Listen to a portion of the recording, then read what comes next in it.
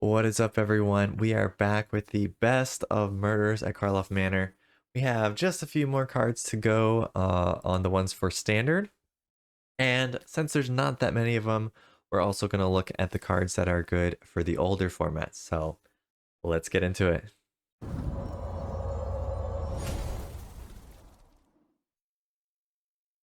All right, continuing where we picked off, we ended up with no more lies in the last video, a good control counterspell in standard. And following that up, we have a good control board wrath in standard. Now, standard currently already has some pretty crazy board wipes that exile. So obviously those are very good and are still very good in standard. But this one is worth mentioning because it's kind of like the same cost as Wrath of God, 4 mana, 2 and white, which is typically what you need a Wrath to be about at to be considered like good. Uh, a lot of times, if you don't have a Wrath by turn 4, then you just end up losing the game. At least some of the time. You know, of course, if you have enough spot removal in your hand, you might stall it out, but so turn 4 is usually the kind of crucial turn when you need to have a Wrath. So this one does that, and each player who controls the most creature investigates, and then you destroy all creatures. So you could even play this possibly in your own deck with creature cards, with tokens or things like that. Maybe you have Wedding Announcement or something like that where you're making your own creatures. So there's a chance where you still wrath your own board. You get a clue token, but most of the time the opponent's going to get the clue. You're going to kill, 3 or so of their creatures, but they get a clue back. Now, the thing that makes this pretty good is it's kind of like Fateful Absence, the spot removal that gives them a clue token. We saw that was quite good because they have to invest 2 mana to get their card back. So even though you gave them something, the 2 mana kind of tax, essentially, it makes it worth it. So if you're killing 3 things for 1 card and then they get 1 back, but they have to pay 2 mana to get it, it's kind of evens it out, right? It makes it a little bit more even. So this is a pretty good board wipe, definitely better than Depopulate in most situations. So yeah, I think if you were ever to run Depopulate, you'd just run this instead in standard. All right, next up, Outrageous Robbery. This is one of the craziest cards I've seen Wizards of the Coast print in a while. This is just a straight up card advantage in black, like super card advantage at instant speed, which is another thing that's kind of rare in black. So what does it do? X, black, black. Target opponent exiles the top X cards of their library face down. You may look at it and play those cards for as long as they remain exiled. If you cast a spell this way, you may spend it as though it were mana of any type to cast it. So essentially, if you play this for, let's say, 5 mana, you will exile 3 cards from your opponent's library, and you can play them anytime throughout the game. There's no time limit. It doesn't say cast only, so you get to play lands.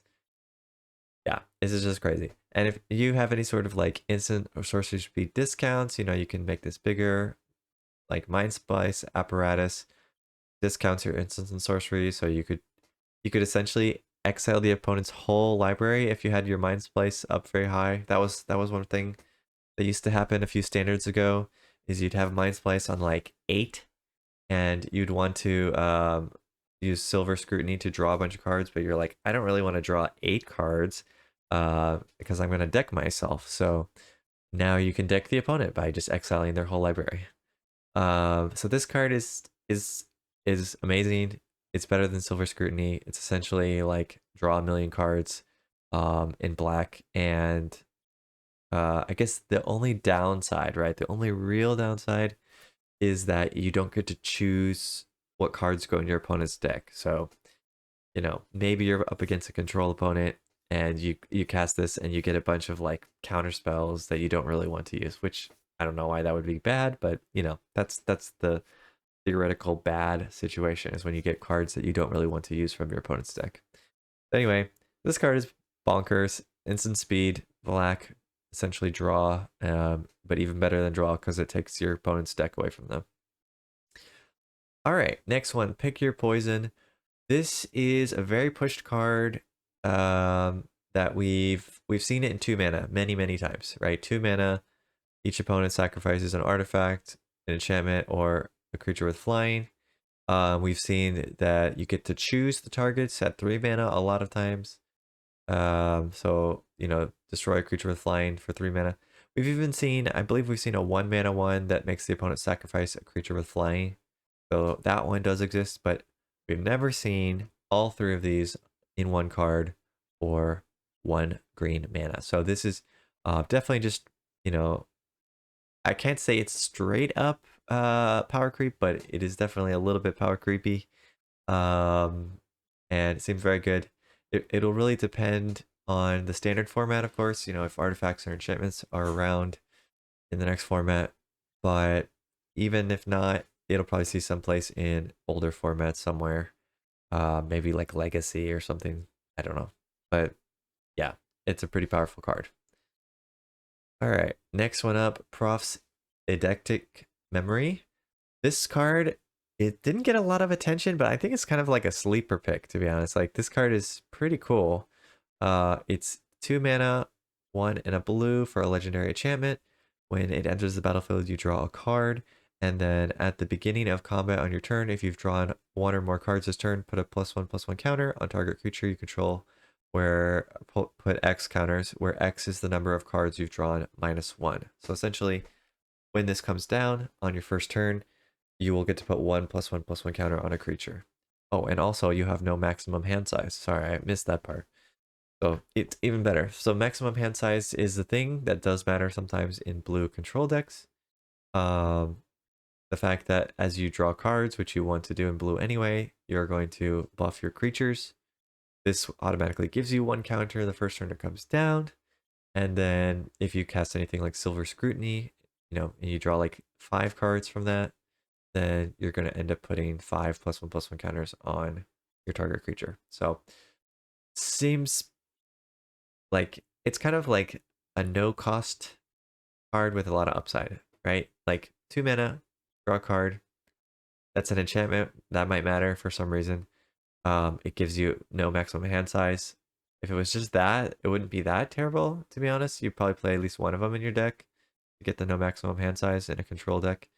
But with the +1/+1 counters thing going on, you might even play this if it just said legendary enchantment, you have no maximum hand size, and you get the +1/+1 counters whenever you draw. Maybe you would play that.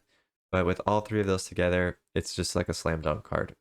I think if you have any sort of card draw in your deck, then you should probably play this, at least one of, and maybe more of in your deck. All right, next up, Reckless Detective, 1 and a blue. This is another card that's kind of a sleeper, or maybe not, but I haven't heard anyone talk about it. But essentially, it's an 0/3 for 2 mana, and whenever it attacks, you may sacrifice an artifact or discard a card. If you do, you draw a card and it gets +2 until end of turn.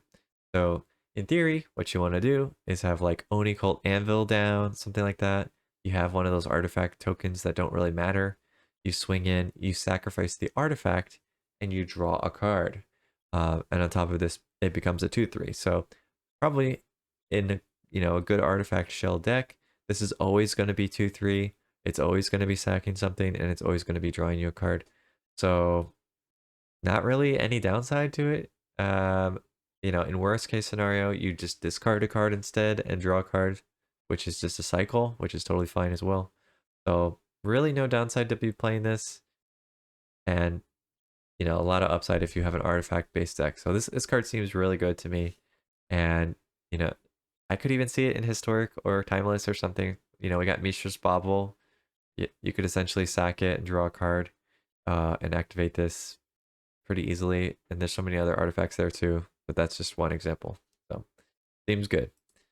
All right, next one. This is another card that I think is insane, like actually insane. I'm not really a Simic fan, but this card makes me almost want to go into Simic because of how good it is. Maybe you'll have to do Band Control, something like that. I don't know, but this card is pushed. I think it's very pushed. So what does it say? green and a blue X, but X +1/+1 counters on target creature you control, then counter up to one target spell unless the controller pays mana equal to the greatest power among creatures you control. So it's a counter spell that has to do with creatures, and it also pumps your creatures, all of that instant speed. I think this is kind of similar to Teamer Charm back in Khans of Tarkir, where I think one of the modes of Teamer Charm is actually counter target spell unless they pay mana equal to the greatest power among creatures you control. Don't quote me on that, but I think that's what it says. So this is like essentially a play on that, but instead of paying 1 red mana, you pay X, and you get +1/+1 counters as well. So it's kind of even better than Teamer Charm, but it doesn't have the other flexibility that Teamer Charm has. So yeah, seems good as long as you have a creature-based deck. Maybe you could even do like Simic Merfolk. You know, you have a bunch of Merfolks lying around. And then this is just in there to be your counterspell to stop the opponents from board wiping you or something like that. Yeah, it seems great. This is a great card, and it's probably good in old formats as well. And I would be shocked if this doesn't see play. This is a great card. All right, next one up, Treacherous Greed, 1 white and a black, instant speed. As an additional cost to cast a spell, sacrifice a creature that dealt damage this turn. If you do, you draw 3 cards, the opponent loses 3 life, and you gain 3 life. So, this card, if it didn't have the additional card text, or if it just said sacrifice a creature, this card would be really, really good, of course. But, you know, the additional cost is a little bit steep, I have to admit, like sacrifice a creature that dealt damage this turn. So, what I see this going into is like a mono black aggro deck that splashes white. Because you know you have things like Underdog, you have things like Graveyard Trespasser, kind of creatures that are a little bit hard for the opponent to kill, and a lot of times they can't really block them very well either. Like they don't want to block it. You could even have a creature with Death Touch, so they don't want to block it, something like that. They let you get in. They think, oh well, it's just a little bit of damage. It doesn't matter. And then you cast this instant speed, and you get 3 cards, and you drain them for 3. So, especially the Underdog situation sounds really good because you get it back later anyway. But you're not really losing your creature in that trade-off. So yeah, I mean, somebody's going to find out how to make this work, but I think it's probably something like that where you have creatures that can come back from the graveyard, so you don't mind sacking them. And the opponent doesn't really want to trade because they know you're going to get it back. So if they trade, they end up losing out on that anyway. So that's the situation I see for this card. But draw 3 is pretty powerful, so I think it's probably going to see play somewhere. All right, the last one we have of the standard cards, Vannifar, Evolved Enigma. There was a lot of these legendary creatures in the set. I didn't think that any of them were that amazing. I already mentioned the ones before, like Kellen, that I thought were good. A lot of them Simic, you know, like I said, green and blue, getting a lot of good cards in the set. So we got Kellen and we got Vannifar. And so Vannifar, what does she do? She is a 3/4. At the beginning of combat on your turn, you cloak a card from your hand, which is put your card from your hand face down. It's a 2/2 with ward 2, and you can flip it up for its mana cost at any point. And then the other option on the beginning of your combat on your turn, you can put a +1/+1 counter on each colorless creature you control. So essentially, you're gonna just play stuff from your hand, turn them into creatures, kind of get free mana in that sense because you're not paying to put the creature onto the battlefield. Yes, it's only going to be a 2/2 with ward 2, but you can always flip it up later in the game. But you're essentially saving mana by getting these free cards from your hand onto the battlefield.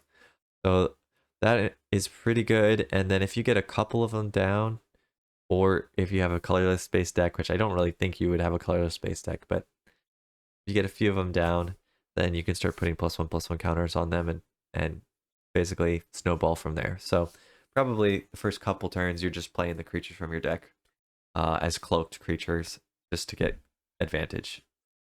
But it seems quite good. I mean, it triggers the first turn it comes down. As long as it's not removed before the combat step, then you get a free creature, essentially. So yeah, Vanifar seems quite nice. So that is it for the cards in Standard that I think are good, with potential to see some play in older formats.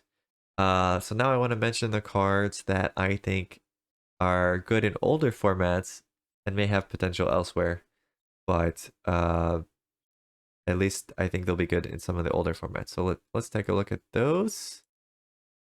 And I forgot to resize it, so bear with me a moment. Da-da-da. All right. So analyze the pollen. This is a green mana. As an additional cost to cast a spell, you may collect evidence 8. So you have to exile something from your graveyard with mana value 8 or greater. Then search your library for a basic land card. If evidence was collected instead, search your library for a creature card or land card and put that into your hand. Reveal that and put it into your hand. So, currently in older formats like Timeless and things like that, we have a lot of people playing things like Demonic Tutor, or I don't know. There's a few other cards, especially green cards, that will search for creatures in your deck, and let you put them into your hand. So, yeah, essentially, this is doing the same thing as those, as long as you have some 8 mana CMC value in your graveyard, and it only costs you 1 mana to do so. So that is pretty powerful, and because it doesn't just say like search the top 6, it's searching your entire library for a creature card, and or a land card. You can get Fields of the Dead with this if you exile some stuff. So in Timeless, you have so many cards that can get into the graveyard very quickly. You can, mill yourself. You can cast some instant spells that are very cheap. There's ways to cycle some really big cards into your graveyard. So it's not that hard to get 8 CMC worth of stuff in your graveyard. And probably turn 2 or turn 3, you can cast this. You can get the creature that you need for your combo, etc. And potentially win the game. So basically, what I see this being is Demonic Tutor in green. And that seems pretty good. And I think, anyone who's not playing black that wants that kind of effect, they can play this instead and they'll be very happy. So expect to see that in older formats for sure. Next up, Case of the Filched Falcon. When it enters the battlefield, investigate. To solve, you need 3 or more artifacts. And then when it's solved, you can sacrifice this and put 4 +1/+1 counters on target non-creature artifact. It becomes a bird with flying in addition to its other types. So there is currently a historic deck that involves using your indestructible artifact land, and you put an enchantment on it. It turns into a creature, and now you have an indestructible land creature, and it's pretty good deck. I mean, it's maybe not tier 1, it's probably tier like 1.5. It was tier 1 for a while, but it's still nonetheless a good deck. There's a lot of ways to get cheap artifacts on the battlefield and cheat out some good creatures, get some good cards. So getting 3 artifacts is really not that hard in Historic or Timeless. And then, you can turn your artifact land, right? Because it says on target non-creature artifact. It doesn't say non-land. So you could turn your artifact land into a 4/4 bird creature with flying and potentially indestructible because it's an indestructible land. So yeah, there you go. So that's where I see this one is in that kind of deck. It's 1 mana, which is a great turn 1 play. You play this down, you get an artifact, and you get potentially your win con as well. So yeah, it may not see play in those, but in that sort of deck, this fits in there perfectly. I don't see why they wouldn't do it. So I could see this being in Historic or Timeless in those kind of decks. All right, next one, Cease and Desist. So Cease is an instant spell, 1 in a black or green, and you exile up to 2 cards from a single graveyard, and then a target player gains 2 life and draws a card. 2 mana, instant speed, draw a card is not quite good enough anymore. Used to be the kind of the standard in blue. Now it's in green black apparently. Um, Getting the 2 life is nice. It is nice, especially in older formats. That 2 life could really be the difference between dying and winning. But on top of that, you get to exile 2 cards, which can be very good against certain decks in older formats. So I could see this being in Legacy or Timeless or something, somewhere where you would need to, like, maybe you don't want people to dredge, or you don't want them to bring back their milled creatures with like Sultai Mill or Dimir Mill. So having the exile can be really good for you, and getting the life and drawing the card is nice on top of that. And then the desist side of it destroys all artifacts and enchantments. So in other matchups, that could be really big. Like there's a Selesnya enchantments deck in Historic. This would just win the game because you'd get rid of the 9 lives from the battlefield. So that's pretty sweet. Yeah, so I think both sides of these potentially good in different matchups. So you might be happy to play one of these or play these in your sideboard for different matchups that you might face. So I think this card is quite good, especially in Historic. Maybe in Legacy there's some like Tron deck or something that you'd want to blow up their artifacts. I don't know, but yeah, it seems pretty good. All right, next, Drag the Canal. This is blue and a black. It's instant speed. Create a 2/2 white and blue detective token. If a creature died this turn, you gain 2 life and you surveil 2 and you investigate. The reason I think it's good in older formats, it's easier to kill creatures. So you could use Fatal Push and then cast this and get a 2/2. Also in Timeless, for example, the 2/2 is going to be much better than in other formats, because people tend to play smaller creatures and not as much removal. So it'll stick around longer, it'll do more. Also, gaining the life is good in those formats. Surveil is good, fixing your draw and filling your graveyard. So all of it, just everything you want in like Timeless. So I could see this being very good in that format. All right, we're going a little bit long. I'm gonna try to speed up. But Leyline of the Guild Pack, another very interesting card in older formats, gives your lands every basic land type. So you can do some domain shenanigans. There's already a domain deck in Timeless and in Historic, so this would probably fit in there and just be good. Long Goodbye, 1 and a black, instant speed removal that can't be countered, and it hits mana value CMC 3 or less for creatures or planeswalkers. This hits 99% of everything in Timeless, except for like the Titan, the Green Titan. So basically, besides that, you can kill everything. So this card will be really, really good in that format. Next up, Soul Search, white and a black. Target opponent reveals your hand. You choose a 9-line card. They exile the card. If its mana value is 1 or less, you create a 1/1 spirit with flying. Again, I think this is good in Timeless specifically, maybe Historic, but there's a lot of 1 mana value cards that you want to get rid of. So you don't mind picking it because you're going to get a 1/1 flying creature as well. It exiles it so they can't get it back. That's also very good. If you need to, you can pick the bigger thing as well. You just don't get your spirit. But yeah, I think this is not as likely to see play, but there's some potential here. All right, that is it. So we got through everything. Those are all the very best cards and the cards that we'll probably see play in older formats. I do have a list of very interesting mechanics and interesting improvements that WotC made to some cards. So we'll try to cover that next time. But the new set is coming out February 6th. So stay tuned for more Murders at Karlov Manor content. And until next time, see ya.